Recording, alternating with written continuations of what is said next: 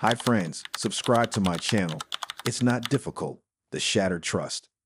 I never imagined that my life would take such a dramatic turn. For years, I felt like the luckiest man alive. My wife, Elena, and I had a beautiful marriage built on trust and mutual respect. We had no children, but our lives were full. We traveled, dined at the finest restaurants, and enjoyed the fruits of our labor. I owned a successful cookware manufacturing company that I had built from the ground up.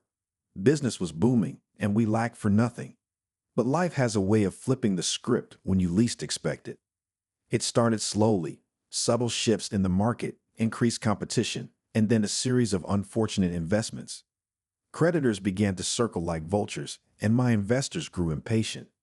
The pressure was immense, and I found myself working around the clock, trying to salvage what I could. One evening, as I sat hunched over spreadsheets at the dining table, Elena placed a gentle hand on my shoulder. "You've been at this for hours, Victor," she said softly. "Come to bed." I sighed, rubbing my temples. "I can't, Elena. If I don't find a solution, we'll lose everything." She pulled out a chair and sat beside me. "Maybe I can help. You know I'm good with finances." I looked at her, appreciating the offer. Elena was an accomplished economist. Her insight could be invaluable. I suppose a fresh pair of eyes wouldn't hurt. She smiled. "I also know a brilliant lawyer who specializes in cases like yours. His name is Sergey. We studied together at university. He might be able to navigate you through this mess." Desperation outweighed pride. "All right, let's set up a meeting." The next day, Sergey arrived at our home. He was polished, confident, and exuded a charm that was both disarming and unsettling. "Victor, I heard great things about you," he said, shaking my hand firmly. "All good things, I hope," I replied with a weak smile. "Absolutely. Elena speaks very highly of you." We delved into the complexities of my financial woes. Sergey seemed knowledgeable, and I began to feel a glimmer of hope. Over the next few weeks, he became a frequent presence in our home, often staying late into the night to strategize. One night, after Sergey had left, I noticed Elena seemed distant. "Is everything okay?" I asked. She hesitated. "Yes, just tired. It's been a long day." I nodded, too exhausted to press further. The weight of the situation was taking its toll on both of us. Months went by, and despite Sergey's efforts, things only worsened. Assets were sold off, properties liquidated, and yet the debts kept mounting. One by one, the pieces of my life's work were stripped away. Then came the day I lost the company. I sat alone in the empty office that once buzzed with activity. The silence was deafening. I had poured my soul into this business, and now it was gone. When I returned home, Elena was waiting. "Victor, we need to talk," she said, her tone unreadable. "Not now, please," I sighed, sinking into the couch. She stood over me, arms crossed. "Sergey, and I think it's best if you sign over the remaining assets." I looked up, confused. "What are you talking about?" She took a deep breath. "It's the only way to protect what's left. Legally, it makes sense." "Protect from whom? Everything's already gone," I said, irritation creeping into my voice. "From further claims. Trust me, it's for the best." I stared at her, a sinking feeling in my stomach. Why is Sergey involved in this decision? "This is between you and me." She avoided my gaze. "He's just trying to help." "Elena, what's going on?"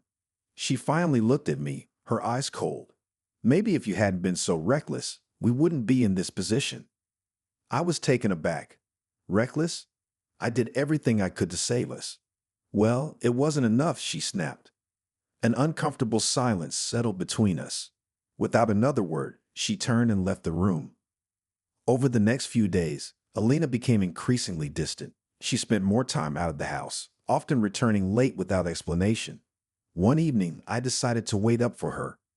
The clock struck midnight as I heard the door open. "Where have you been?" I asked, trying to keep my tone calm. "Out," she replied curtly. "Out where?" She rolled her eyes. "I don't need to account for every minute of my day. Elena, we're losing everything. The least we can do is be honest with each other." She laughed bitterly. "Honest? That's rich coming from you. What is that supposed to mean?" "Figure it out," she said, walking past me. Something was very wrong. The woman I loved was slipping away, and I had no idea why. A week later, I received a call from an old friend, Alexei. Victor, we need to talk. It's about Alina. My heart raced. What is it? I saw her with Sergei last night. They were intimate. I felt like the ground had been pulled out from under me. Are you sure? There's no mistake. I'm sorry. I hung up, my mind reeling. Memories flash. Her late nights, the secretive conversations, the sudden push for me to sign over assets. It all made sense now. That evening, I confronted her. How long? I asked quietly as she entered the living room. She glanced at me. What? How long have you been sleeping with Sergei? Her eyes widened for a moment before she regained composure. Don't be ridiculous. Don't lie to me, I shouted, the pent-up frustration exploding. I know everything. She smirked. Fine, since you insist on the truth. Yes, Sergei and I are together. I stared at her, a mix of anger and disbelief. Why? Was this your plan all along? To ruin me? She shrugged. You did that all on your own. I simply chose not to go down with a sinking ship. By betraying me? By stealing what's left?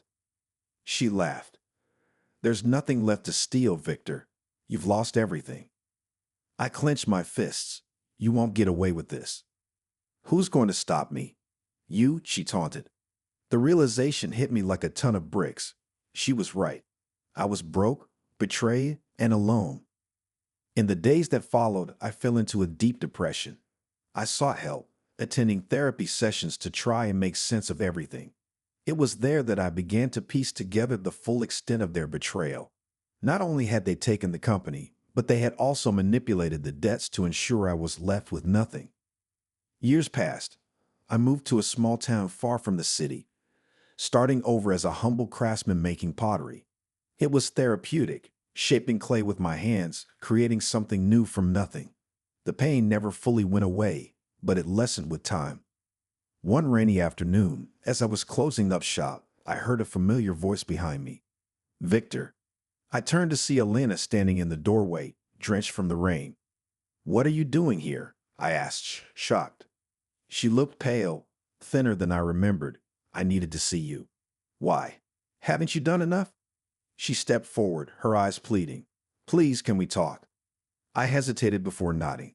Fine. We sat at a small table by the window. She wrapped her hands around a warm cup of tea I offered. I know I don't deserve your forgiveness, she began softly. I said nothing, waiting.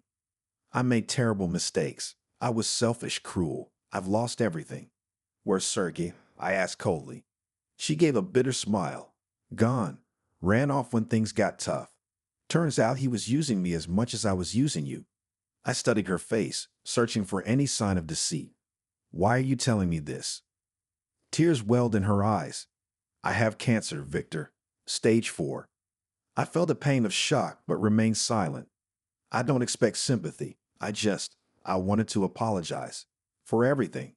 Why now? I asked. Why after all these years? Because facing the end makes you see things clearly.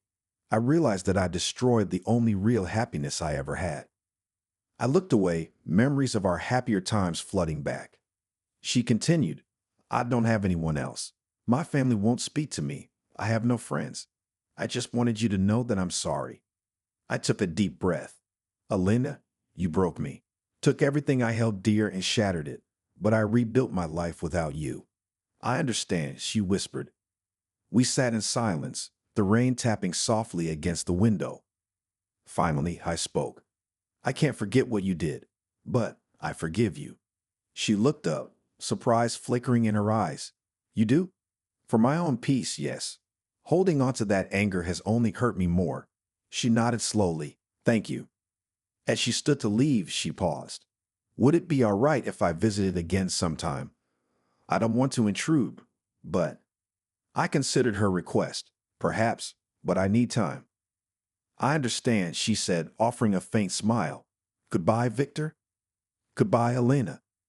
As she walked away into the rain, I felt a weight lift off my shoulders. Forgiving her didn't erase the past, but it allowed me to close that chapter and move forward. Epilogue. Elena passed away a few months later. She left a letter for me, expressing gratitude for the forgiveness I had offered and wishing me peace and happiness. I continued my work as a potter, finding solace in creation. Life had been unkind, but it had also given me the strength to endure. I learned that even in the face of betrayal, one can find the capacity to forgive, not for the sake of the betrayer, but for one's own healing.